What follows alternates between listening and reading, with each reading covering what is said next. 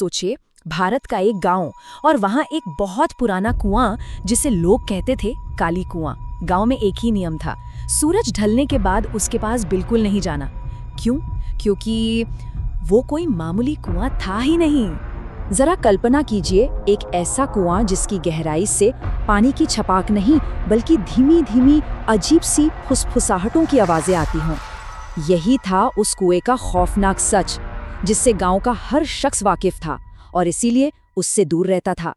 तो गांव में ना एक पुरानी कहानी चलती थी कि सूरज ढलने के बाद कुएं के पास नहीं जाना। लेकिन इससे भी ज्यादा डरावनी एक बात थी, पता है क्या? हर 7 साल में, ठीक 7 साल में उस कुएं से किसी ना किसी को एक बुलावा आता था, एक ऐसी पुकार जिसे अनदेखा करना नामुमकिन था। और बस यहीं से हमारी कहानी में एंट्री होती है रघु की। मॉनसून की एक काली रात थी, दोस्तों के बीच लगी एक मामूली सी शर्त, और उसी शर्त के चक्कर में रघु पहुंच गया काली कुआं। उसे लगा, अरे ये सब तो बस पुरानी कहानियां हैं, डराने के लिए। और ये रघु की जिंदगी की सबसे बड़ी, सबसे भयानक गलती साबित हुई। उसने उस पुरानी कहानी का मजाक उड़ाते हुए उस गहरे अंधेरे कुएं में झांका और चिल्लाकर एक चुनौती फेंक दी। बेचारा ये नहीं जानता था कि कोई सच में सुन रहा था और बस जवाब देने का ही इंतजार कर रहा था। और फिर उस सन्नाटे को चीरती हुई कुएं की गहराई से एक बिल्कुल धीमी पर एकदम साफ आवाज गूंजी, जिसने रघु का ही नाम पुकारा। बस उस एक पल में सारा मजाक दहशत में बदल गया। उसके दोस्त तो इतना डर गए कि उसे वहीं अकेला छोड़कर जान बचाकर भाग गए। लेकिन असली खौफ तो उस रात शुरू हुआ। रघु ने एक सपना देखा। सपने में क्या था? एक औरत पानी में भीगी हुई, जिसके पैर पीछे की तरफ मुड़े हुए थे।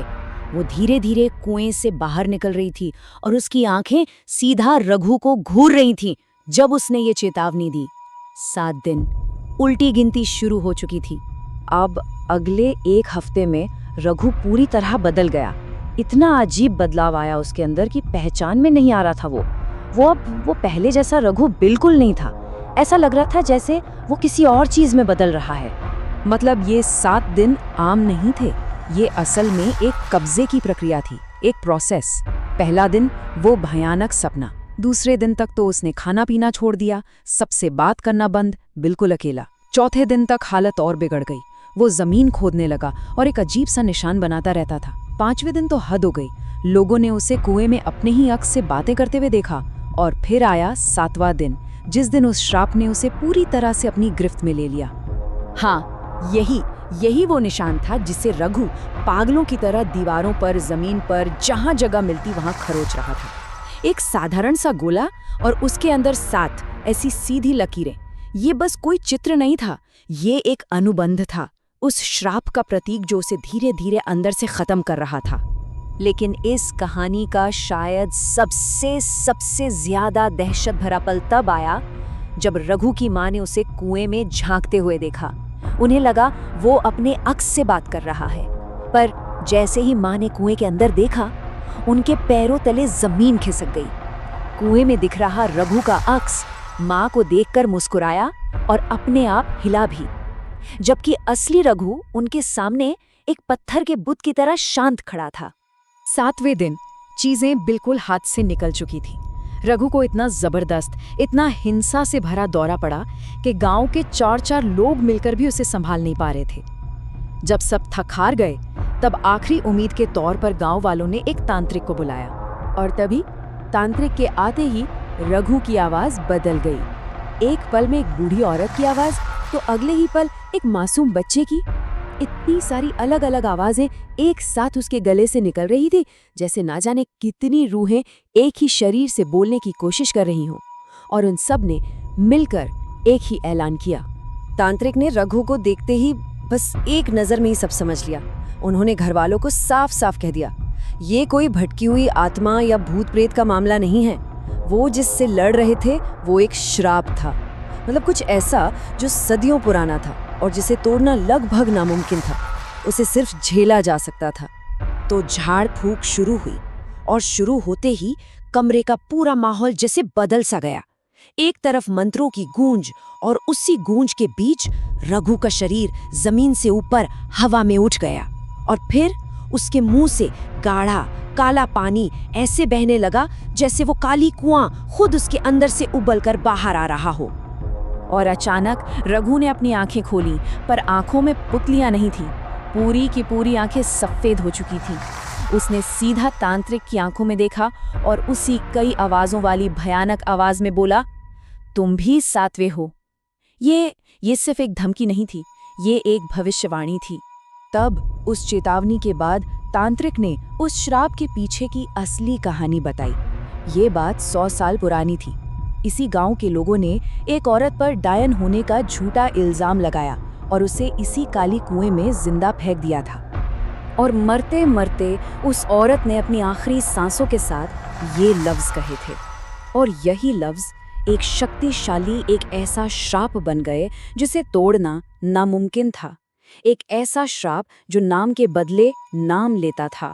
तांत्रिक ने आगे बताया कि श्राप को तोड़ने का अब बस एक ही रास्ता बचा है, और वो बेहद खतरनाक है। उन्होंने कहा कि रघु को ठीक रात 3 बजे उसी कुएं पर ले जाना होगा, और सबसे जरूरी नियम, चाहे कुछ भी हो जाए, चाहे कुएं से कोई भी पुकारे, रघु को कुएं से आने वाली किसी भी आवाज का जवाब नहीं देना है, बिल्कुल नहीं। तो ठीक 3 बजे कुएं के पास हवन शुरू हुआ। अचानक कुएं का पानी अपने आप उबलने लगा, और तभी गहराई से एक आवाज आई, बिल्कुल रघु की माँ की आवाज, जो उसे मिन्नतें करते हुए घर चलने के लिए पुकार रही थी। पर असलियत ये थी कि रघु की माँ तो उसके ठीक पीछे डर से खामोश खड़ी थी। ये उस श्राप की सबसे घिनौनी, सबसे क्रूर चाल थी। तांत्रिक जोर से चिल्लाया, जवाब मत देना रघु। लेकिन अफसोस, धोखा काम कर गया था। अपनी माँ की आवाज सुनकर रघु के मुंह से बस इतना ही निकला, माँ, और बस खेल खत्म। उसी पल कुएं के अंधेरे से एक काला गला हुआ हाथ बिजली की रफ्तार से बाहर निकला और सीधा रघु की गर्दन पर जाकर कस गया। इससे पहले कि वो हाथ रघु को खींच पाता, तांत्रिक ने फौरन मंत्र पढ़कर एक लोहे का त्रिशूल कुएं में फेंक दिया।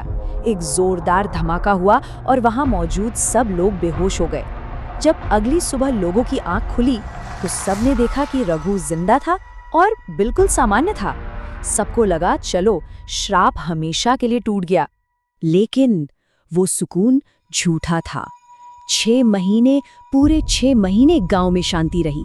फिर एक दिन गांव के स्कूल की दीवार पर वही निशान, वही गोला और 7 लकीरें फिर से दिखाई दिया। इसका मतलब साफ था, वो बुराई खत्म नहीं हुई थी, वो बस सही वक्त का इंतजार कर रही थी। और इस बार वो एक पैगाम के साथ लौटी थी। उस निशान के ठीक नीचे गीली कीचड़ से लिखा हुआ था, अगला नाम तुम्हारा है। श्राप टूटा नहीं था, बल्कि वो आजाद हो गया था। अब वो सिर्फ रघु का दुश्मन नहीं रहा, अब वो पूरे गांव का दुश्मन बन चुका था। ये कहानी यहाँ खत्म नहीं होती, ये अपने पीछे एक सवाल छोड़ जाती है। लोग कहते हैं कि आज भी अगर कोई किसी अंधेरे कुएं में झांककर अपना नाम पुकारे तो गहराई से कोई जवाब में वही नाम फुसफुसाता है, और अगर गलती से उस आवाज को जवाब दे दिया तो ठीक 7 दिन बाद वो इंसान हमेशा के लिए गायब हो जाता है।